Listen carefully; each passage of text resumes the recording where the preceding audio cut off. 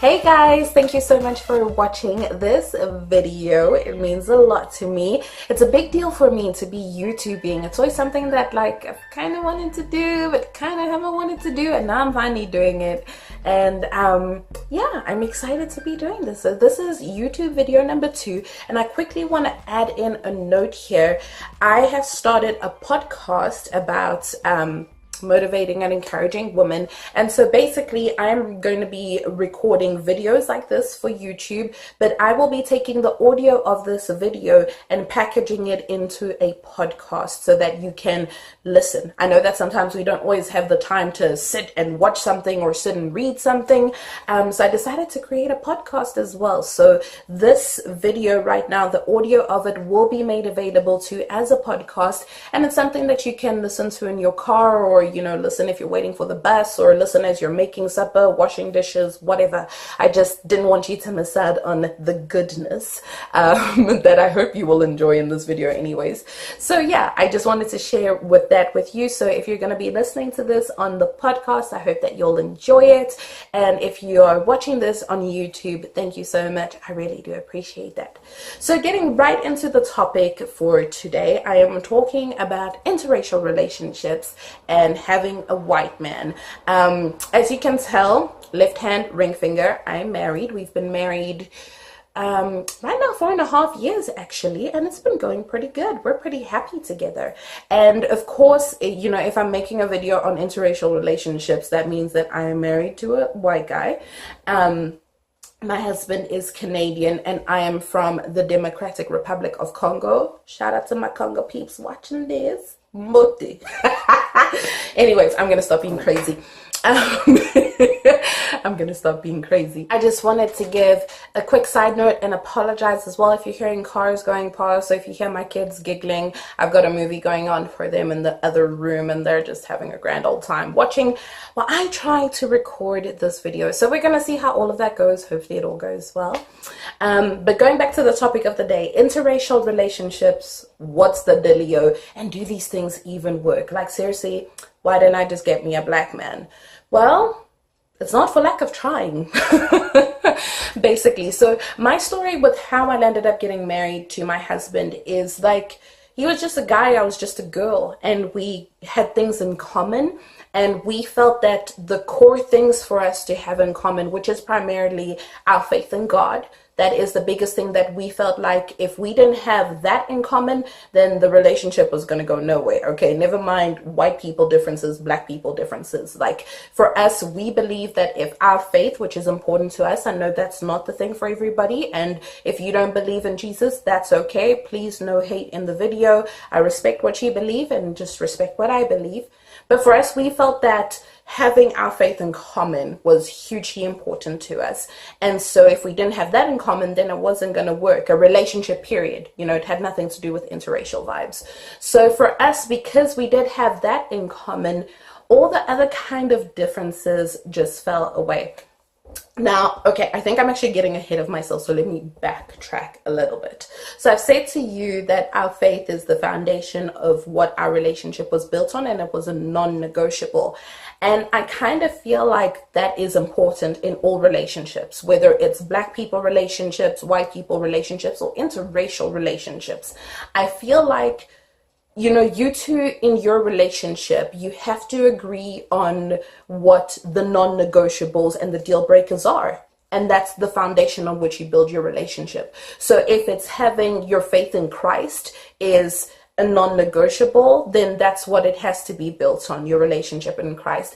If that's not it, like if the two of you want to focus on climbing your corporate ladder and making big bucks or whatever, if that's what you're into, then the two of you need to agree on that. So the real point that I'm trying to make is I believe that any relationship has to be based on foundations that are the same, that the two of you agree on, that you see eye to eye on. Because if you don't have those foundations in place, your relationship is literally going to go nowhere. And so for my husband and I, like I said, it was our faith, right? But here's the thing, culture does play a part in relationships. Like whether it is two white people even, I feel like family culture and how you were raised, the things that you value, the things that you were raised to deem as important or not important or whatever, those things do play a big part in how you see the world and in what you value and what is important to you and whatever. And again, I come back to, well, you've got to meet someone and you've got to be with someone who is okay with all of that. Sorry, guys, I'm moving around in my chair and it's making a noise. But you've got to be with someone who is willing to connect with you on that same level. Otherwise, like I said, I feel like your relationship is going to go nowhere. And so I feel like that's important. But then also your culture does play a role in the dynamics of your relationship. But what I have found with my husband and I is how big of a role culture plays in our relationship has a lot to do with how much we want it to be a big deal, So like, for example, I said, my husband is Canadian, I'm Congolese. My husband legit eats Congolese food. Like, if that's what I've made for supper, that's what my man is eating, okay? He's eating fumbwa and kwanga, and if you don't know what that is, it's just Congolese food, basically. But if you're Congolese, you're watching this, you feel me.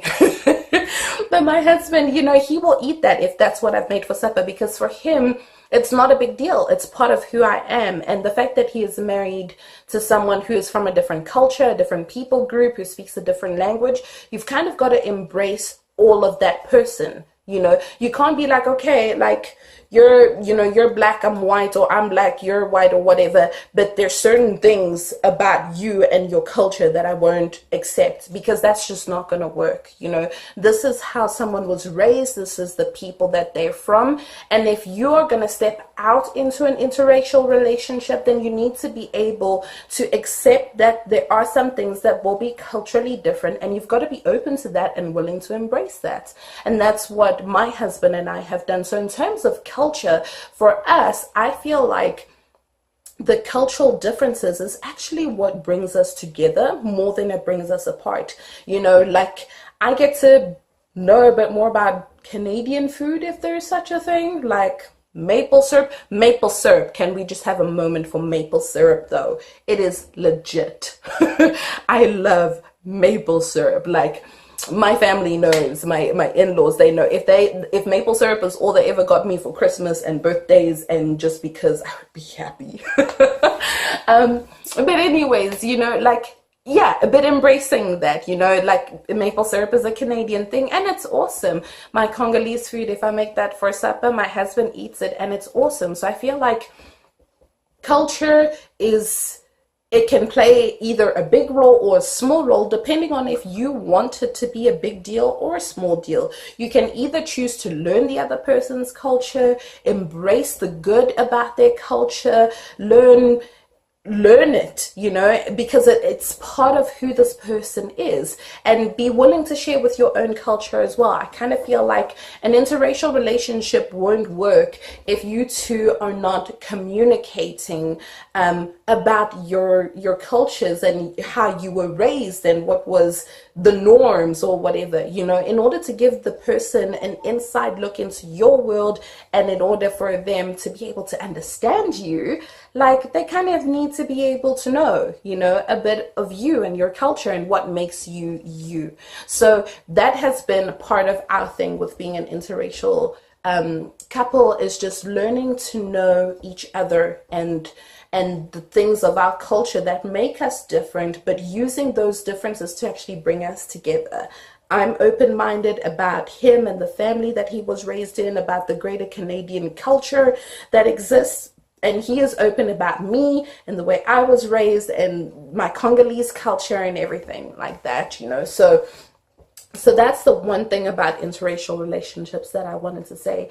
So I've spoken a bit about how I feel like, to have your interracial relationship work, or any relationship in general, you guys need to build on the right foundations. The two of you need to be like-minded, working towards the same goals and dreams, prioritizing the same things, and walking in the same direction. I feel like that's true of any couple. The other thing that I've also spoken about is being willing to learn about the other person's culture and accepting them in their culture as who they are or whatever. The other thing that I did want to say is I kind of feel like in order for you to even one day wind up in an interracial relationship. Not that you should necessarily go out seeking that, and let's actually have a quick moment about that. I'm not necessarily saying that every single black girl needs to go find herself a white boy and vice versa or whatever. That's not what I'm saying. But if you're in an interracial relationship, that's great. But I think in order for you to actually one day potentially be in an interracial relationship, is I think you have to be open to just people in general. You have to be open to getting to know people. Like, don't just stick with the crowd that you know, the people that you know. Excuse me, I'm moving around again. What was I saying? Oh yeah, don't just stick with the crowd that you know, with the people that you know, because that's your comfort zone, that's what you know, that's what you're comfortable with or whatever. But get to know people, interact and engage with people, whether it's at church or work or, you know, social media or whatever. Like, get to know people, get to know about the world that you live in. Don't be ignorant, you know what I mean? Travel a bit, learn a bit, you know, get to know the people that are in this world. There's like over 6 billion people, 7 billion even. You know, there's so many people in the world that you can learn from, and you've got to be open to learning from people. And I think that as you get to know people, you never know, you might wind up in an interracial relationship. And I know that's kind of what was true of me. And like I said, I was not seeking a white guy. In fact, when I met my husband, I was not seeking relationships, period. Like, I did not want to be in a relationship. I kind of wanted to wait until I was 30 plus, and then I was going to deal with the whole man situation in my life. But anyways, that's not what happened. I got married in my early 20s, and that was, you know, that's my story or whatever. And it just turns out that my husband is white. But you know what? I kind of feel like, you know, I wouldn't have even been able to marry him if I wasn't open to getting to know other people. And I think too, part of why I was open to getting to know other people, and part of why I would encourage you to get to know other people, is I'm going to bring this back to my faith. For me personally, I believe that as a Christian, I cannot be racist. Like, I don't believe that Jesus condoned racism. Now, again, you might not agree with me, and that's cool. You might not believe in religion or Christianity or whatever. I respect your views, and I respectfully ask that you respect my views. That's cool. But I just kind of felt like, with me having my faith, that I cannot hate people. Like, that just is not what the Bible teaches. The Bible does not teach hating people at all, no matter what someone might tell you. That is not what the Bible teaches.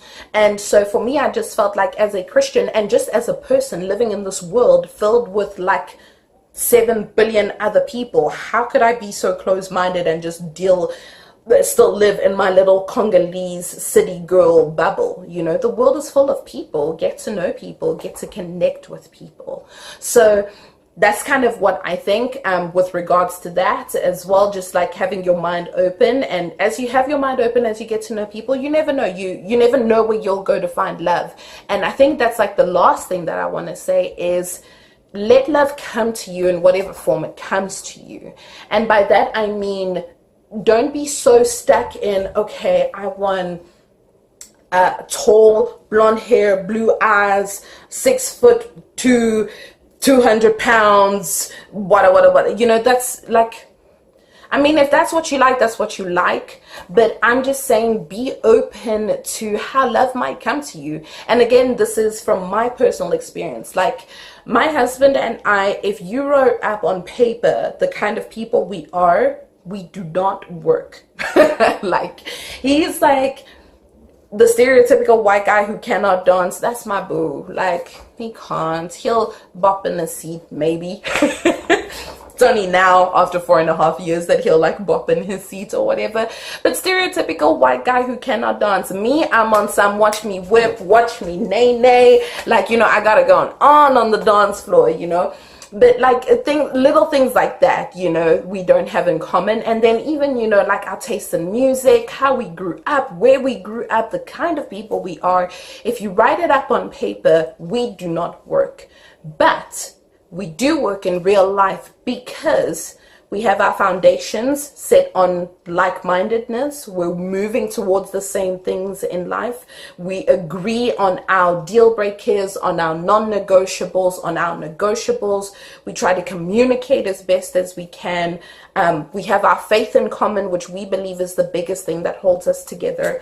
And because we have those fundamental things in place, it doesn't matter that he can't dance. It doesn't matter, you know. It doesn't matter that I'm a loud black girl. It doesn't matter. Like, and when we look at each other, the first thing that we see about each other is not, oh, handsome white guy, oh, pretty black girl. That's not what we see about each other. What I see is a creation with a soul, with beauty, with love, with creativity, with intelligence, with someone I can connect with, you know, someone who's home. That's what I see. And oh yeah, he's white, you know. And so I kind of feel like if you're too bogged down in, okay, this is what I want, this is what I have, this is what I want to have it, you might miss out on one of the best things that could ever happen to you, you know. Like, physically speaking, my husband, I wouldn't have thought at first that he was my type, like, because I was into the tall build like a house or whatever, you know, like part of the description that I read out to you, except for the blonde hair, blue eyes, because I really didn't care what shade the man was in, you know, as long as he was tall and built and muscular, you know, that's kind of what I wanted. Not also too much, like, not Dwayne The Rock Johnson, because that's hectic. Like, I don't want to be in the arms of someone that muscular, you know, like, not that, but, you know, I wanted a nice physique or whatever. But my husband he's in good shape, but he's slender, but he's sexy to me, you know, because he's my man, and because we connect on the things that are really important.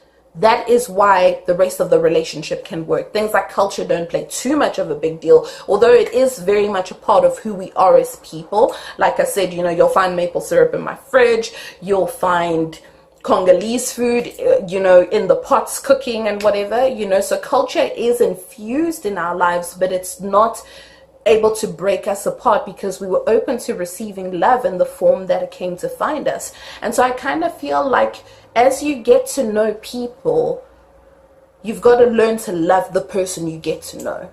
You know what I mean? Like, regardless of whether they're black or white, and regardless of whether it's romantic or not, you've got to get to learn to know people and to love them for who they are. And as you do that, you never know, you might find love. And of course, it might not be interracial, or it might be, but I think just being open in your mind to getting to know people, you might just find love, and in a way that you never expected it. You know, like I said, on paper, my man and I, we don't work, but in real life we do, because we were just open to it. You know what I mean?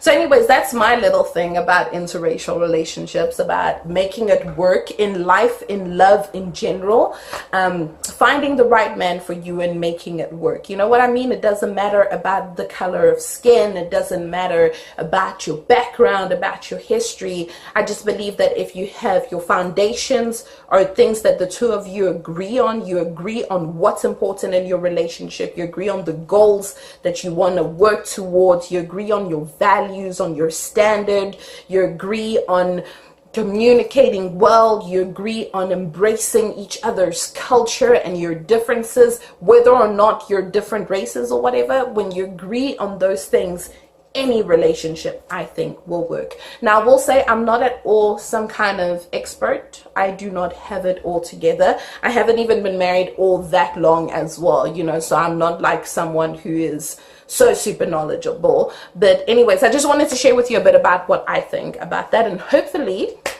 you found that it was, you know, encouraging and that you were able to learn a little bit.